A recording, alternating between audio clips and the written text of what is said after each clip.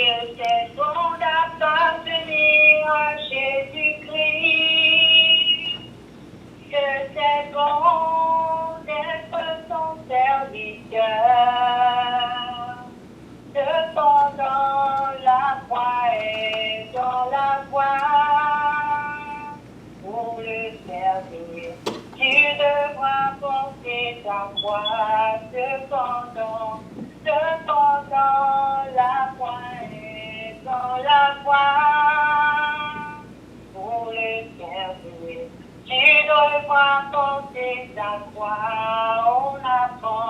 On apprend à servir le Seigneur. On apprend à le servir par échec, par succès. On apprend à servir le Seigneur par échec, par succès. On apprend à servir le Seigneur. Mais il n'y a pas que souffrance dans le service. La joie du Seigneur est aussi réservée. Joie d'engendrer des enfants en Jésus-Christ. Joie d'être utile entre les mains du roi. Joie d'engendrer des enfants en Jésus-Christ. Joie d'être utile entre les mains du roi. On apprend à servir le Seigneur. On apprend à le servir. Oh oui, par succès.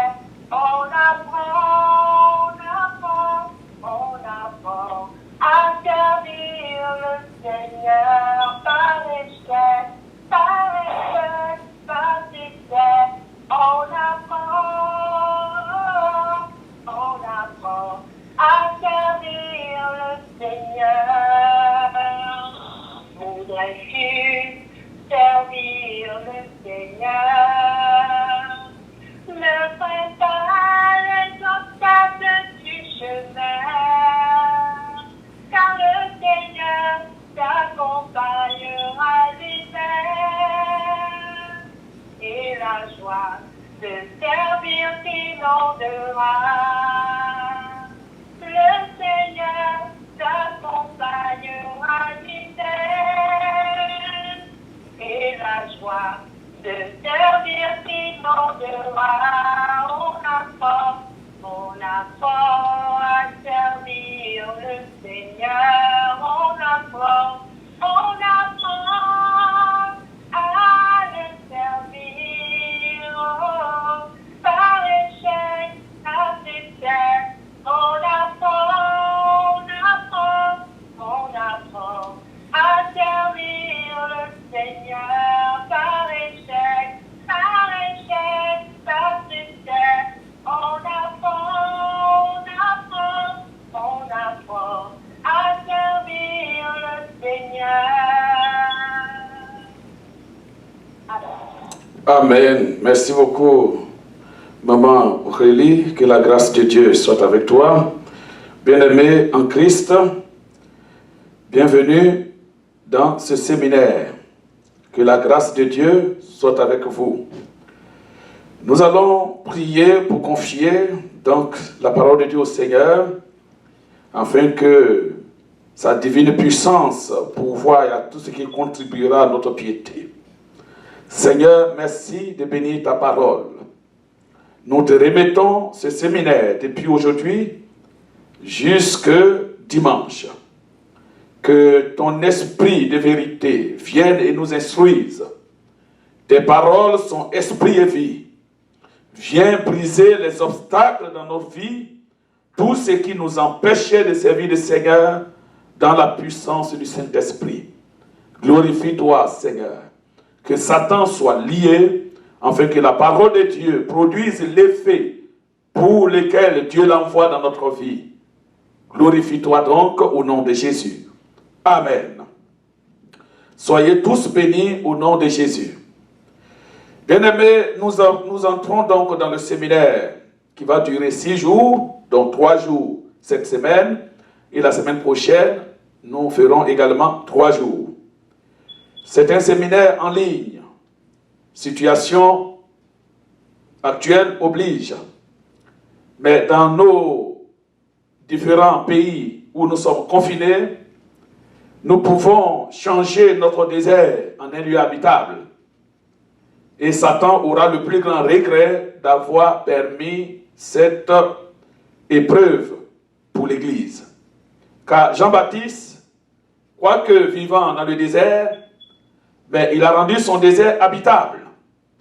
Il est bien mentionné que les gens venaient à Jean-Baptiste dans le désert pour être baptisés et pour entendre sa prédication. Dans nos lieux de confinement, nous pouvons aussi rendre ce désert un lieu habitable. Nous pouvons nous en servir pour édifier l'Église au nom de Jésus. Dans le livre de Philippiens, chapitre 3, verset 12 au verset 14, Philippiens, chapitre 3, verset 12 au verset 14, nous allons lire la parole de Dieu. Donc le thème du séminaire, c'est « Marcher dans le but ». Philippiens 3, 12 à 14. L'apôtre Paul déclare, « Ce n'est pas que j'ai déjà remporté le prix ou que j'ai déjà atteint la perfection, mais je cours pour tâcher de le saisir, puisque moi aussi j'ai été saisi par Jésus-Christ. » Et le verset 13, « Frères, je ne pense pas l'avoir saisi, mais je fais une chose, oubliant ce qui est en arrière et me portant vers ce qui est en avant, je cours vers le but pour remporter le prix de la vocation céleste de Dieu en Jésus-Christ. » Je répète encore le verset 14.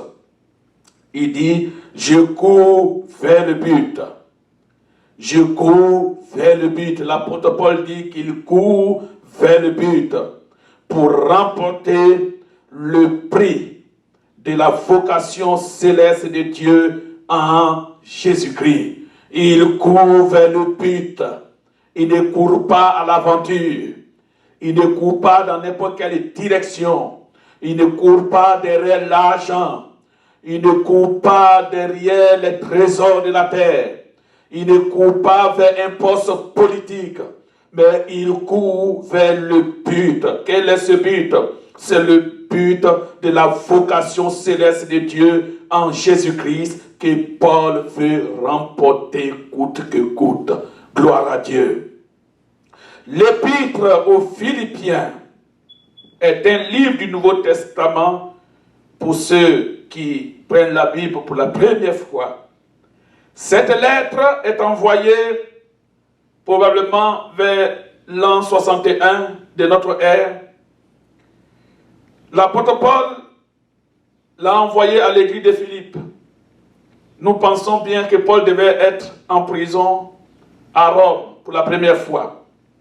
Donc c'est dans un état de prison, dans une cellule de prison, qu'il écrit cette lettre à l'église de Philippe.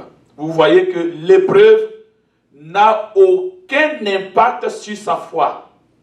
C'est-à-dire aucun impact négatif. Bien au contraire. Et pour que vous puissiez comprendre dans quelle logique Paul travaillait, une fois qu'on l'a mis en prison, c'était la deuxième fois qu'on l'emprisonnait donc à Rome, quand il a été mis en prison, on a estimé qu'il était dangereux et qu'il pouvait s'évader. Alors on a mis à sa garde, on a commis à sa garde plusieurs soldats romains qui veillaient jour et nuit pour s'assurer que Paul n'allait pas s'évader.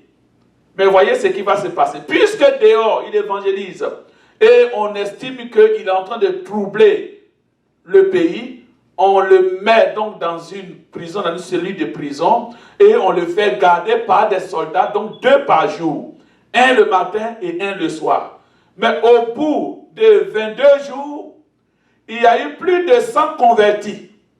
Chaque soldat qui venait le garder le jour repartait chez lui converti. Le soldat qui venait la nuit jusqu'au matin, il se convertissait. Au moment où on se rend compte, il n'était plus dangereux étant enfermé qu'étant en liberté. Paul court vers le but pour remporter le prix de la vocation céleste de Dieu en Jésus-Christ. Donc Paul écrit cette lettre pendant son premier emprisonnement à Rome.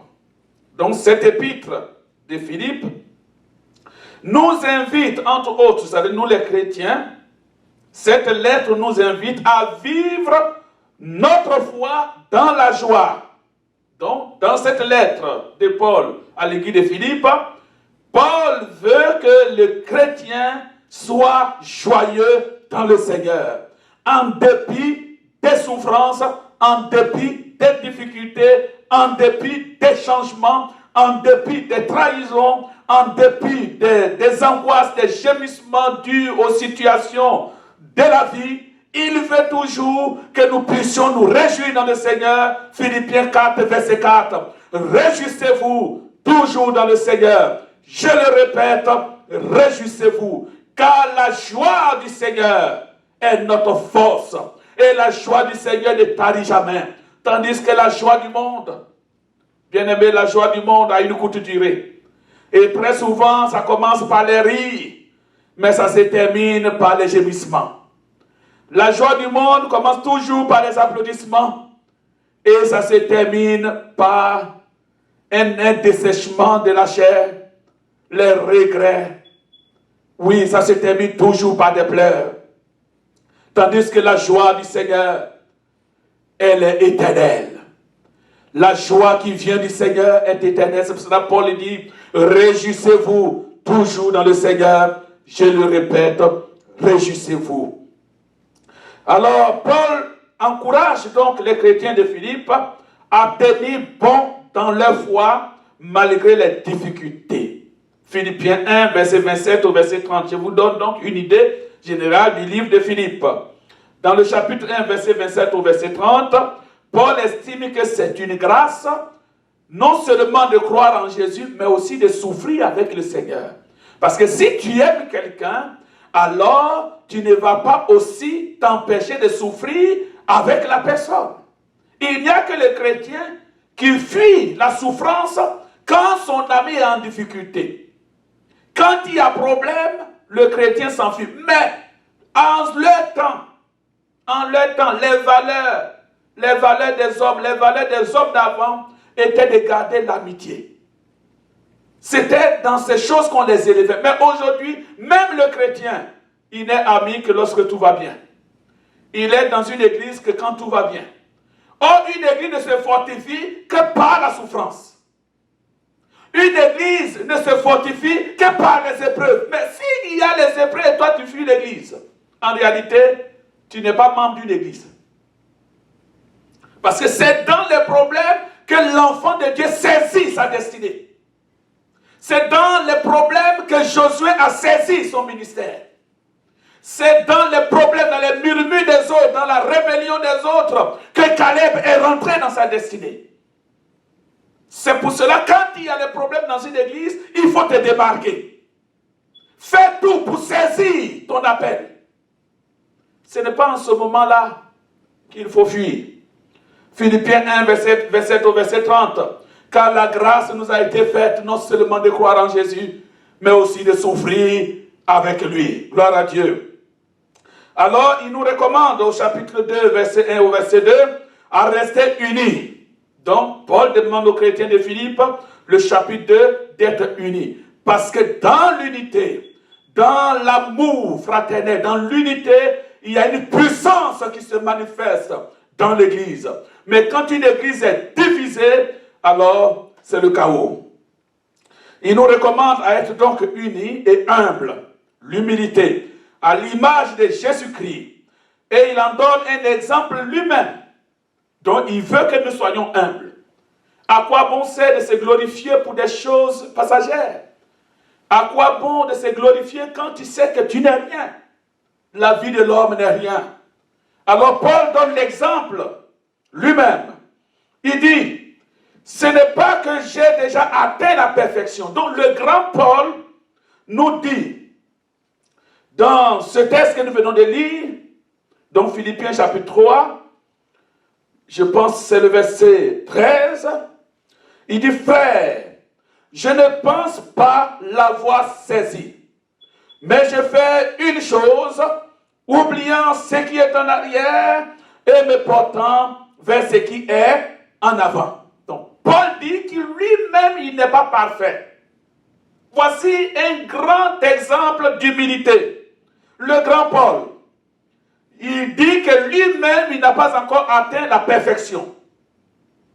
L'Église de Jésus-Christ, dont nous sommes membres, est la communauté des croyants rachetés par le sang de Jésus. Donc nous formons une famille. Ceux qui sont membres de cette famille sont appelés les croyants que Jésus a rachetés par son sang, pour que nous puissions former une maison spirituelle pour Dieu. En conséquence, nous ne sommes pas des anges. Donc certainement que dans ton esprit, tu es en train de te dire, je veux servir Dieu, mais je suis encore jeune chrétien, j'ai encore beaucoup d'élites, il y a beaucoup de choses à parfaire en moi. Paul dit que lui-même, il n'était pas parfait. Donc tu n'auras aucun argument pour refuser de servir Dieu. L'humilité. Donc nous ne sommes pas des anges, nous sommes bien sûr des hommes. Mais nous sommes tous engagés dans la course. Paul est engagé dans la course, nous aussi nous sommes engagés dans la course. Que personne ne te fasse croire que le christianisme est pour les gens parfaits. Personne ne doit te le dire. Parce que le Seigneur réalise toujours un travail dans notre vie jusqu'au jour où il reviendra nous chercher, où nous changerons pour devenir comme des anges. Nous allons revêtir des corps glorieux comme lui-même l'a revêtu en sortant du tombeau. Mais jusqu'à maintenant, il y a des choses à réaliser dans la vie de chaque chrétien. C'est pour cela qu'il n'aura aucun argument pour t'empêcher de servir Dieu. Nous marchons donc tous vers le but. Nous marchons tous vers le but, comme Paul marchait vers le but. Dans Jacques 5, verset 17, il est dit, l'apôtre Jacques dit, que Élie, le prophète, était un homme de la même nature que toi. Élie, le prophète, était un homme de la même nature que moi. Ce n'était pas un ange, c'était un homme. Mais il est cependant dit de lui qu'il a prié pour qu'il ne tombe pas de pluie sur la terre pendant 3 ans et 6 mois, et l'Éternel le lui accorda. Pourtant, il est dit qu'il était un homme de la même nature que toi et moi. Ce qui sous-entend qu'il n'y a pas de super-hommes dans la foi. Ce sont des hommes ordinaires avec lesquels Dieu a fait des choses extraordinaires. Dieu peut aussi faire des choses extraordinaires avec toi. Seulement si tu oses t'engager dans le service. Le reste appartient au Seigneur. Les versets 12 à 14 de Philippiens 3 nous montrent que l'apôtre Paul avait à l'esprit la pensée d'une course quand il écrivait ces mots.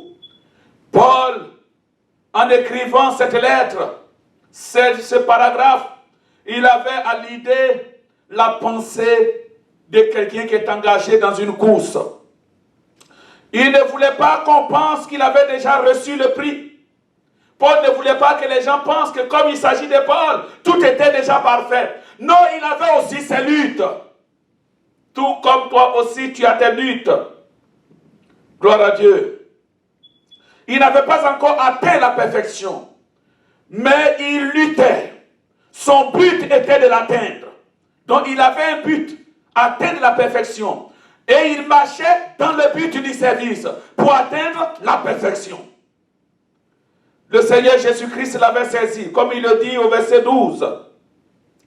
Il dit au verset 12, ce n'est pas que j'ai déjà remporté le prix ou que j'ai déjà atteint la perfection, mais je cours pour tâcher de le saisir, puisque moi aussi j'ai été saisi par Jésus-Christ. Alors Paul dit que lui-même aussi, il a été saisi par Jésus-Christ. Puisqu'il a été saisi par Jésus, il est maintenant engagé dans la course qui est de remporter le prix de la vocation céleste de Dieu en Jésus-Christ. Alors j'aimerais te poser une question maintenant. As-tu déjà été saisi par le Seigneur? Paul a été saisi par Jésus-Christ sur la route de Damas. As-tu déjà été saisi par le Seigneur? Si oui, où? Alors l'exercice que tu vas faire cette semaine, c'est de prendre un crayon ou un bic, si tu veux, avec une feuille ou un cahier, et tu vas mettre dedans où est-ce que le Seigneur m'a saisi. Quand il m'a saisi, quelle est la carrière qui s'est ouverte pour moi? Et si le Seigneur ne m'a pas encore saisi, à quel moment je vais me laisser saisir par lui?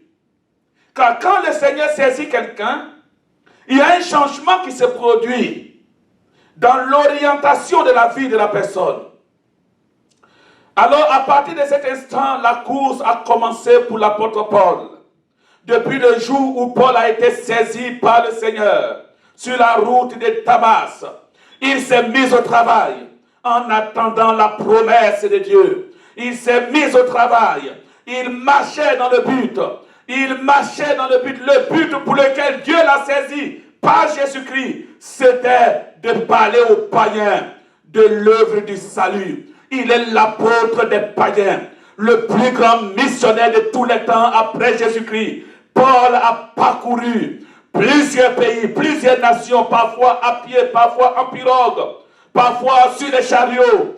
Mais rien n'a pu empêcher Paul, malgré la réticence des autres apôtres. Paul travaillait, il marchait dans le but, il partait de lieu en lieu, proclamant le salut, emprisonné, il devient encore plus dangereux, mais il marchait toujours dans le but.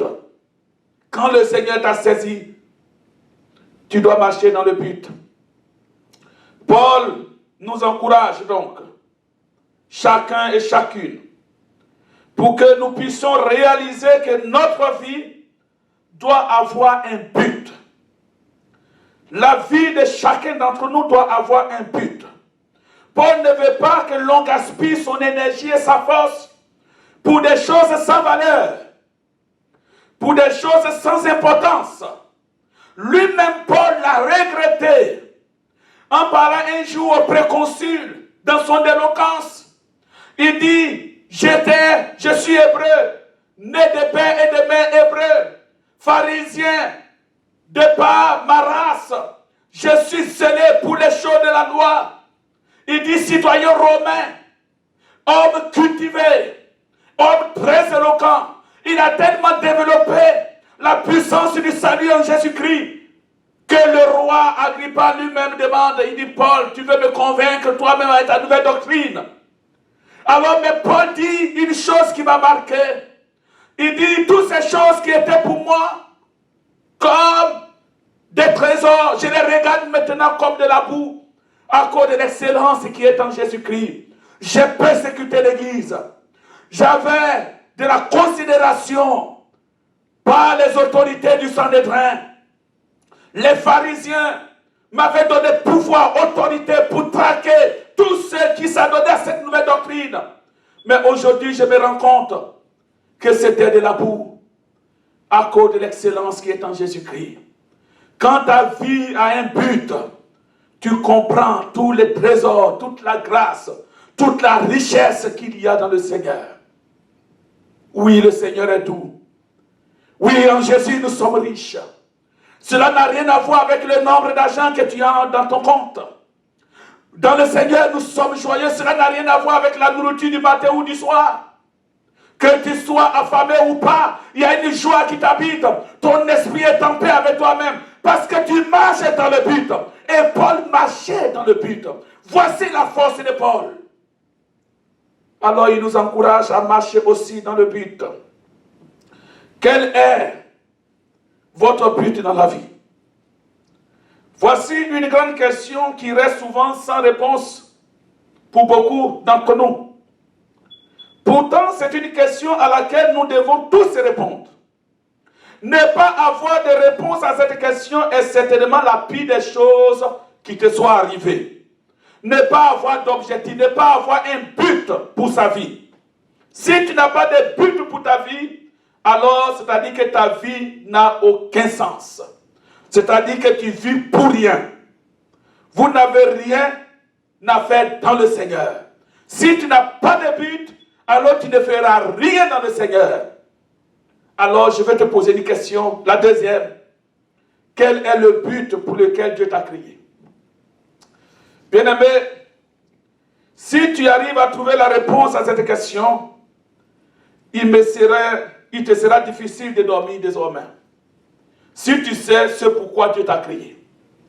Le diable est tellement malin qu'il occupe les hommes sur des choses qui n'ont rien à voir avec le but pour lequel ils sont créés.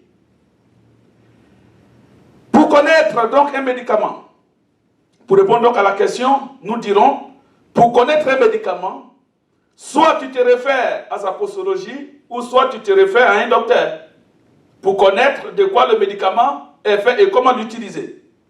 De même, pour découvrir le but de votre vie, tu dois te tourner vers le mode d'emploi de celui qui t'a créé, à savoir Dieu. Et si tu te diriges vers Dieu, il te réfère à la parole de Dieu. Que dit la Bible? C'est la Bible qui va t'orienter uniquement. Aucun philosophe, même pas Calmas, même pas Pythagore, même pas les aïeuls ou autres, dans un songe ou dans une vision, aucun prophète ne peut te dire avec exactitude ce pourquoi Dieu t'a créé. Ce n'est que la parole de Dieu qui nous révèle notre identité, ce pourquoi nous avons été créés. Alors il est dit, Dieu détermine toujours le but d'une chose avant de la créer.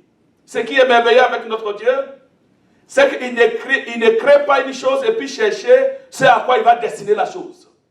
Mais avant que tu ne sois créé, Dieu savait pourquoi il devait te créer. Donc tu n'es pas un hasard.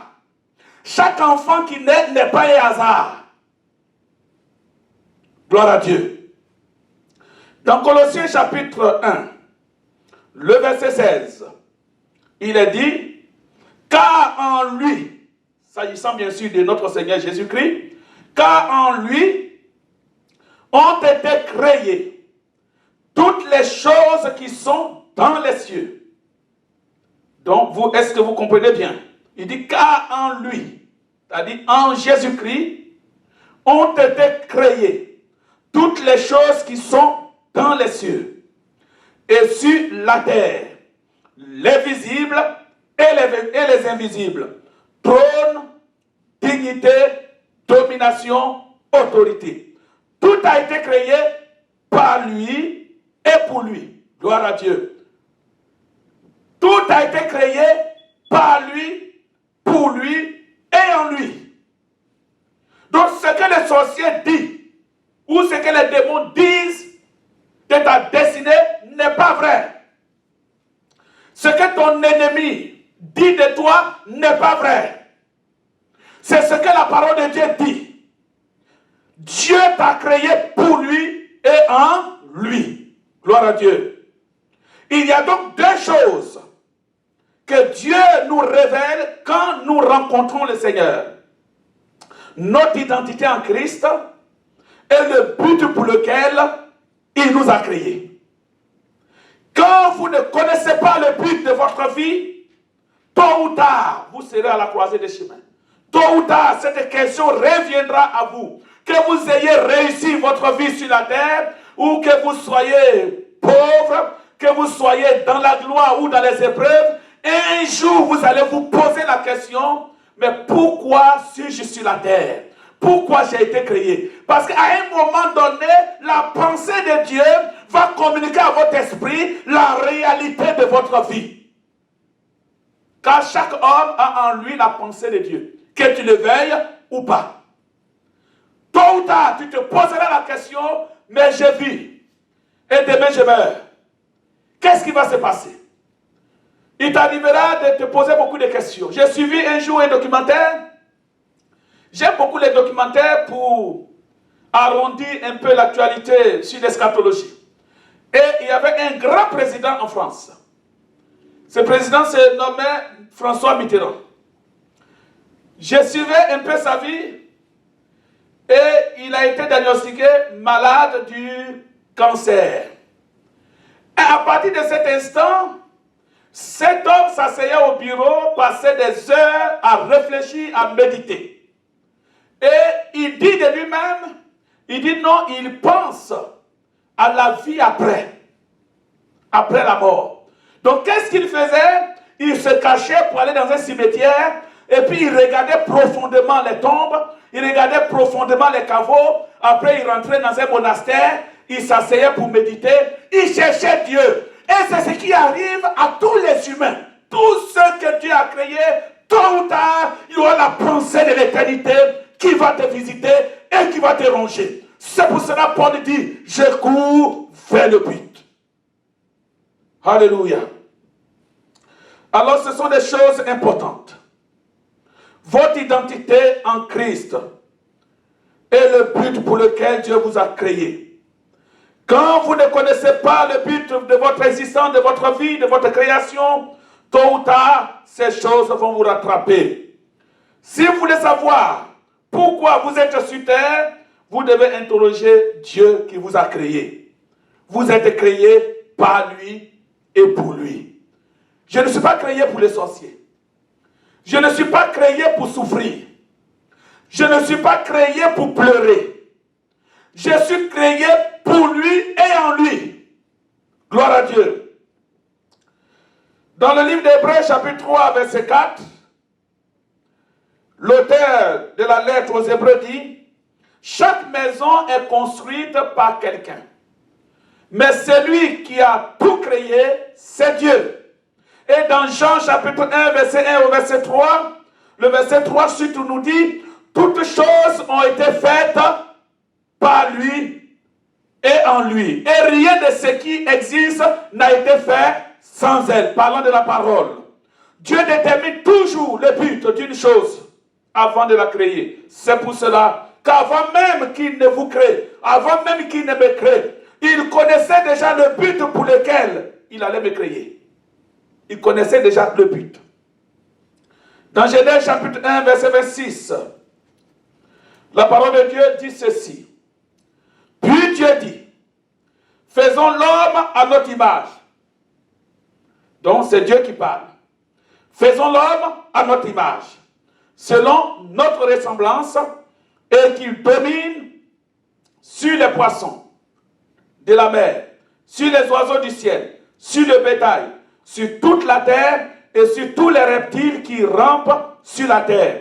Et le verset 28 dit, et Dieu bénit l'homme et la femme. Gloire à Dieu. Est-ce qu'il a dit que Dieu a maudit l'homme et la femme? Il a dit, et Dieu bénit l'homme et la femme. Je ne crois pas que Dieu ait créé un homme qui va destiner à la malédiction. Non. Il est bien dit que le Seigneur ne nous a pas destinés à la colère, mais il nous a destinés à posséder la vie éternelle en son Fils Jésus-Christ. Voici encore le verset 28 de Genèse qui dit, et Dieu bénit l'homme et la femme. Après nous avoir créés, Dieu nous a bénis. Après nous avoir créés, il a dit, et Dieu vit que cela était très bon. Et Dieu bénit l'homme, Dieu bénit la femme. Alors dis en toi-même que Dieu m'a béni depuis ma création. J'ai été béni depuis ma création. Toute autre parole prononcée par une tierce personne, tu dois la révoquer au nom de Jésus-Christ. Toute autre parole prononcée par un lien de malédiction, par des libations mystiques, tu dois la révoquer au nom de Jésus-Christ. Parce que tu as été béni à l'origine. Gloire à Dieu. Ces versets nous révèlent notre position. Nous sommes créés à l'image de Dieu. Dieu nous a mis au-dessus des animaux. Et Dieu nous a bénis à l'origine. Le verset 15 de Genèse 2. L'Éternel Dieu prit l'homme. Donc quand il a fini de créer l'homme en Éden, l'Éternel Dieu prit l'homme, et le plaça dans le jardin d'Éden pour le cultiver et pour le garder. C'est un mystère. Dieu a créé l'homme et les animaux en Éden. Vous entendez bien? Dieu a créé l'homme et les animaux en Éden. Et après, Dieu crée un jardin en Éden. Donc il ne s'agit pas d'Éden, il s'agit du jardin qui était en Éden. Et Dieu prit l'homme et il place l'homme sur ce jardin pour cultiver le jardin et pour aussi l'ensemencer, pour le garder. C'est un mystère. Dieu a créé l'homme en Éden, donc il veut dire délice, avec tous les animaux. Et en Éden, Dieu créa un jardin. Et il prit l'homme et le plaça dans le jardin. C'était son lieu d'habitation. C'était son champ. C'est dans ce jardin que Dieu crée la femme à partir de la côte de l'homme. C'est un mystère. Dieu prit Adam et le place dans le jardin. Et c'est dans ce jardin que Dieu crée la femme. L'homme a été créé en Éden, mais la femme a été créée dans le jardin. Le but pour lequel Dieu crée Adam et Ève est pour cultiver le jardin et le garder.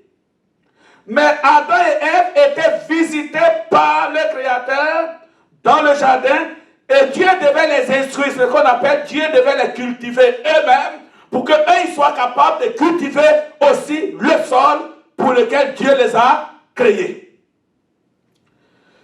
Merveilleuse révélation. Pour comprendre donc ce rôle, dans Genèse chapitre 2, verset 5, il est bien dit que quand Dieu a fini de créer donc le sol, la terre et toutes ces choses, voilà ce qu'il dit. Lorsque l'Éternel Dieu fit la terre et les cieux, aucun arbuste des champs n'était encore sur la terre. Et aucune herbe des champs ne germait encore. Car l'Éternel Dieu n'avait pas fait pleuvoir sur la terre et il n'y avait point d'homme pour cultiver le sol. Donc quand Dieu a fini de faire tout ça, il n'y avait pas d'homme pour cultiver le sol. Quand Dieu place Adam en Éden, dans le jardin d'Éden, c'est pour cultiver, c'est pour garder. Mais Dieu devait cultiver Adam pour que Adam soit instruit pour pouvoir exécuter les desseins de Dieu sur la terre. La première mention du service dans la Bible se trouve donc dans Genèse chapitre 2, verset 5. Il n'y avait point d'homme pour cultiver le sol. Il n'y avait point d'homme pour travailler le sol. Dieu avait confié à l'homme la gestion de la terre. Il devait la dominer de par sa position à l'image de Dieu. Dieu a donné à l'homme le pouvoir de dominer les animaux.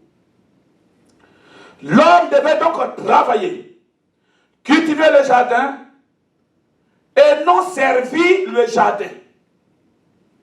L'homme devait travailler le jardin, travailler la terre, en exécutant l'ordre qu'il a reçu de Dieu. Il devait servir Dieu en cultivant le sol d'après l'ordre qu'il a reçu de Dieu. Ce travail, donc appelé ministère, devait s'accomplir librement. Donc on devait l'accomplir librement et dans la soumission à Dieu en le glorifiant ainsi. Donc quand Dieu nous confie une chose, on doit l'exécuter librement. Dieu ne va jamais te forcer la main. Dans 1 Corinthiens 10, verset 31, il est dit, soit donc que vous mangiez, soit que vous buviez, soit que vous fassiez quelque chose autre. Faites tout pour la gloire de Dieu. Donc tout ce que nous devons faire, nous devons tout faire pour la gloire de Dieu. Le concept du service dans la Bible est d'une importance capitale. On doit servir Dieu en permanence et de tout son cœur. Adam et Ève ont été placés dans le jardin pour servir Dieu en permanence. Il n'y avait pas une question de en temps plein ou demi-temps. En tout lieu où Dieu te place, tu dois faire l'œuvre de Dieu. Tu dois servir le Seigneur. Car Dieu viendra à toi pour te demander compte. Nous avons été créés par lui, en lui et pour lui. On doit servir Dieu de tout son cœur. Parce que nous avons été créés par lui, pour lui et en lui. Dans l'Écriture donc, la notion de service est dominante. Et cela contraste avec l'idée de l'homme loin de Dieu et autonome, qui veut dominer plutôt que de servir. Dieu crée l'homme dans le but que celui-ci le glorifie en le servant de tout son cœur. Dieu a créé l'homme pour que celui-ci serve Dieu en le glorifiant de tout son cœur. C'est pour cela que Jésus, en parlant de la parabole des talents, il parle d'un maître qui devait voyager et qui prit 3 de ses serviteurs qui travaillaient donc sous son autorité dans sa maison et il leur confie à chacun des talents. La notion du service a préoccupé Jésus. Il a été tellement préoccupé par la notion du service que cela ne sortait jamais de son langage. Un jour, sa maman est venue le voir pendant qu'on le cherchait partout, on ne savait pas où il était. On devait le trouver dans le temple. Et sa maman dit, mais on s'inquiète. Il dit, femme, il faudrait bien que je m'occupe des affaires de mon père. Jésus était préoccupé par la notion du service. Il donnait des paraboles pour nous encourager à servir. Il parle de ses 3 serviteurs. Il dit, un maître, avant d'aller dans un voyage, prit 3 de ses serviteurs à qui il confia des différents talents pour voir comment chacun va servir. Le service est ce qui préoccupe Dieu. Dieu aime les serviteurs. Dieu aime ceux qui servent. C'est pour cela dans Malachie chapitre 3, il est dit, et vous verrez de nouveau la différence entre ceux qui servent Dieu et ceux qui ne le serviront pas. Malheureusement, aujourd'hui, dans le sacerdoce universel, le sacerdoce royal, les chrétiens sont tout peinards, les chrétiens vivent des temps de paix. On est tourmenté par rien. Les enfants de Dieu viennent seulement à l'église pour faire le culte, ils retournent chez eux. Mais nous n'avons pas encore atteint cette communauté de serviteurs, cette communauté des gens rachetés pour servir, cette communauté des gens qui ont la notion du royaume de Dieu, qu'il faut prévaloir, le royaume de Dieu pour lequel il faut travailler, pour l'étendre. Il faut développer le caractère du royaume. Les temps calmes auxquels nous faisons face, qui sont des bénédictions de Dieu, mais aussi des pièges pour beaucoup d'enfants de Dieu, empêchent aujourd'hui le chrétien de marcher dans le but. Alors ces 3 serviteurs ont reçu chacun des talents. Le premier a reçu 5 talents. Le second a reçu 2. Et le troisième a reçu 1. Et il est dit que celui qui reçut 5 talents, alla aussitôt les faire valoir. C'est-à-dire qu'il est allé travailler. Et vous devez comprendre la pensée des gens de l'époque. Les serviteurs, il y avait 2 catégories de serviteurs dans la maison. Il y avait les mercenaires et il y avait aussi les serviteurs fidèles. Le mercenaire, c'est celui qui n'avait pas droit à l'intimité du maître. Il ne pouvait pas rentrer dans sa chambre personnelle. Il pouvait faire le travail superficiellement au salon, un peu partout, laver les pieds des visiteurs. Parce que c'est l'esclave qui le faisait, c'est le serviteur qui lavait les pieds de ceux qui rentraient dans la maison. Et il y avait le serviteur fidèle qui était presque un fils, mais il n'était pas un fils. Ce serviteur-là pouvait rentrer dans la maison du maître, il était dans la confiance du maître. C'est de ce serviteur que le fils prodigue se rappelle dans le pays éloigné pour dire, mais combien de serviteurs ont à manger dans la maison de mon père et moi je suis en train de manger les restants de la nourriture des porcs. Alors ce maître donne donc 5 talents. Et en ce temps-là, un talent, c'est pratiquement le salaire d'un ouvrier moyen sur 25 années. Comment un maître va donner 5 talents à un serviteur, c'est-à-dire qu'il lui fait confiance extrêmement. Ça fait 25 ans multiplié par 5. Vous voyez un peu en mathématiques, je ne suis pas très fort en arithmétique. Et le second a reçu 2 talents, soit 50 années de salaire.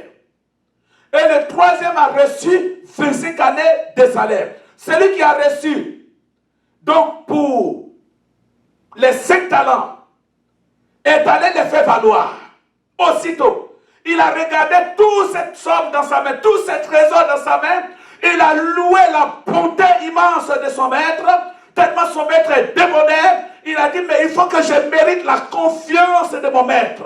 Il est allé les faire valoir, puisque le maître leur a dit, je reviens. Je ne sais pas quand, mais je reviens et vous allez me rendre compte. Voici la notion du service. Quand le maître revient, il appelle celui qui avait reçu 5 talents. Avec mes 5 talents, maître, j'ai travaillé, j'ai reçu aussi 5 autres. Voici les 10 talents. Et le maître lui dit, bon et fidèle serviteur, entre dans la joie de ton maître. Tout serviteur qui travaille, qui marche dans le but, va rentrer dans la joie du maître. Il va rentrer dans la joie du royaume. Tous ceux qui travaillent pour le royaume de Dieu, tous ceux qui travaillent, les fidèles serviteurs, oui, les ouvriers qui contribuent à la boisson du Seigneur, le Seigneur les recevra dans son royaume comme ce serviteur bon et fidèle. Entre dans la joie de ton maître. Celui qui n'avait reçu que 2 talents est revenu, il a dit, maître, j'ai travaillé, j'ai fait valoir les 2 talents, j'ai reçu 2 autres. Voici les 4 talents. Le Seigneur lui dit, bon et fidèle serviteur, rentre dans la joie de ton maître. Celui qui n'avait reçu qu'un seul talent est revenu. Il donne raison au Seigneur. Pourquoi l'autre a reçu 5 et 2 et lui n'a reçu qu'un seul? Car le maître connaissait son cœur. À coup sûr, pendant toutes ces années où il servait à la table du maître, le maître avait vu que ce serviteur est égoïste. Ce serviteur est méchant. Il ne lui faisait pas entièrement confiance. Il a juste essayé avec un seul talent. Bien-aimé, si tu veux que Dieu te bénisse, si tu veux que Dieu augmente ta grâce, mets-toi au service. Tu vas voir que le Seigneur sera débonnaire envers toi. Il va te donner extrêmement au-delà de toute mesure, comme de la folie. Et c'est ce que Dieu fait. C'est pour cela qu'il y a des mystères dans la richesse de Salomon. Quand Dieu rencontre Salomon, à cause du lien avec David, mais Dieu demande à Salomon, que veux-tu que je fasse pour toi? Voilà ce que Salomon demande. Toute la demande de Salomon est liée au service.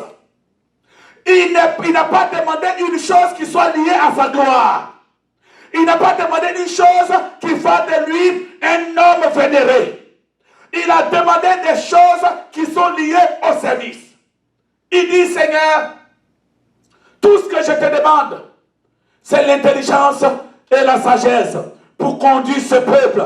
Car tout le monde sait qu'Israël est le serviteur de Dieu. Tout le monde sait qu'Israël est le peuple de Dieu. Que cette nation a une destinée différente des autres. Qu'Israël n'est pas comme les autres nations. Pour diriger ce peuple, il faut être rempli du Seigneur. Car c'est le Seigneur qui est le roi. Moi, Salomon, qui suis-je? Seigneur, donne-moi la sagesse et l'intelligence pour que je te représente valablement. À ta place, à la place de Salomon, qu'est-ce que tu allais demander?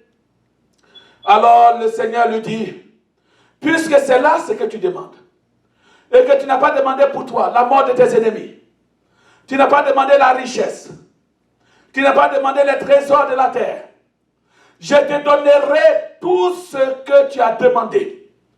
Je te donnerai une sagesse telle qu'aucun homme ne l'a reçue depuis que le monde est créé. Je ferai de toi le roi le plus riche. Je te bénirai, Salomon. Quand vous servez Dieu, vous touchez le cœur de Dieu. Quand vous servez le Seigneur, vous marchez dans le but du service, vous touchez Dieu. Vous ouvrez les portes du ciel. Vous ouvrez des trésors cachés qui vont être déversés sur votre vie. Que le Seigneur fasse de toi un serviteur. Bon et fidèle serviteur. Celui qui n'avait reçu qu'un seul talent est venu. Il dit, maître, je n'ai reçu, j'ai pris ton talent. Et comme j'ai appris que tu es un homme un peu dur, j'ai caché ton talent de peur de perdre. Car si j'investis et l'affaire ne rapporte pas, alors j'ai peur. Il n'a pas compris le caractère du royaume. Les dons du Seigneur rapportent toujours. Même quand tu penses que tu as fait échec dans un ministère, mais tu as réussi parce que dans 10 ans, reviens sur tes pas. Tu trouveras une pépinière, tu trouveras un figuier, tu trouveras un arbre qui a poussé, tu trouveras une vigne. Même là où tu penses que tu as été stérile, tu viendras trouver une vigne, ou à défaut, une figue, ou un figuier. Alors, quel est le but pour lequel Dieu t'a créé? Dieu t'a créé pour que tu le serves. Moi, Paul, je cours vers le but. Je fais une chose, oubliant ce qui est en arrière et me portant sur ce qui est en avant. Alléluia. Ce qui est en avant. Je cours donc vers le but pour remporter le prix de la vocation céleste de Dieu en Jésus-Christ. Je vais t'inviter à courir, à marcher dans le but du service. Rien d'autre. Ne cours pas derrière les choses éphémères. Elles vont te poursuivre pendant que tu marches dans le but. Que la grâce de Dieu soit avec toi dans ce premier jour, ce jour d'introduction de notre thème, marcher dans le but. Que Dieu fasse de toi un serviteur aguerri, un serviteur rempli de la grâce et de la pensée du Maître. Que Dieu fasse de toi un autre Paul sur la terre de notre temps. Que Dieu fasse de toi une Phébé, missionnaire diaconesse. Que Dieu te donne l'Esprit de Dieu pour servir, pour développer le caractère du royaume de Dieu dans un monde de plus en plus difficile. Que la paix de Dieu soit avec toi, au nom de Jésus. Amen.